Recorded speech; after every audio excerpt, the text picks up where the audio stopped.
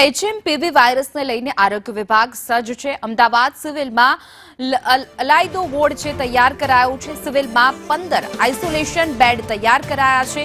D9 બ્લોકમાં 10 isolation તૈયાર કર્યા છે। 1200 બેડની હોસ્પિટલમાં 5 આઇસોલેશન બેડ તૈયાર કરાયા।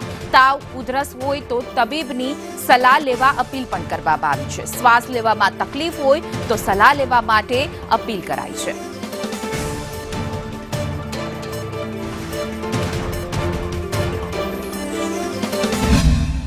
HMPV ની દહેશત છે, ચારે તરફ એક ડરનો પણ માહોલ છે। સિવિલના સુપ્રિન્ટેન્ડન્ટ આપણી સાથે છે, ડોક્ટર રાકેશ જોશી, એમની સાથે જ વાત કરીએ।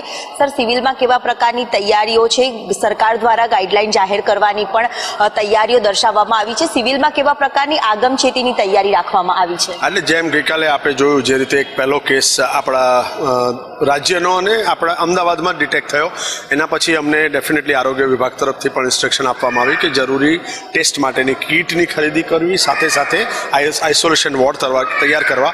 એ પ્રમાણે જોઈએ તો અમે 15 બેડની અત્યારે વ્યવસ્થા કરી છે હાલ પૂરતી। 10 બેડ છે સિવિલમાં અને 5 બેડ અહીંયા પીડિયાટ્રિક વિભાગમાં, એટલે કે 15 બેડની આઇસોલેશનની તૈયારી છે।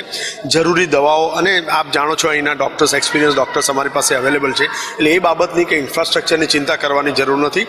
પરંતુ આપના માધ્યમ થકી લોકોને કહીશ કે આ સમય એવો છે કે જેમાં આપણે પેનિક અથવા ગભરાવાનું નથી। આ વાયરસ નવો વાયરસ નથી, આ વર્ષોથી આપણી વચ્ચે છે।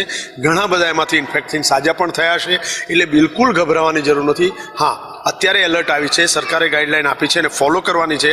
ગઈકાલની જ વાત કરીએ તો એક ખાનગી હોસ્પિટલે તંત્રને જાહેરાત ન કરી, આ પ્રકારની પણ બેદરકારી તબીબોએ ન રાખવી જોઈએ। જો આવો શંકાસ્પદ કેસ લાગે તો સરકારી તબીબને પણ જાણ કરવી જરૂરી છે। જ્યારે કોઈ એડવાઇઝરી, કોઈ ગાઈડલાઈન, કોઈ હેલ્થ ઇસ્યુ જે આપણને એમ કે ભવિષ્યમાં તકલીફ કરી શકે, એની આગોતરી જાણ થતી હોય તો ડેફિનેટલી દરેક વ્યક્તિમાં એને પોતાનો સહકાર આપવો જોઈએ। ડરવાની કોઈ જરૂર નથી। સિવિલમાં પણ પૂરતા બેડની વ્યવસ્થા છે તે પણ કરવામાં આવી છે અને તમામ સાવચેતી રાખવા માટે પણ નિષ્ણાંત તબીબે અપીલ કરી છે। કેમેરામેન પુખરાજ શર્મા સાથે દિવ્યા ચૌહાણ, સંદેશ ન્યૂઝ, અમદાવાદ।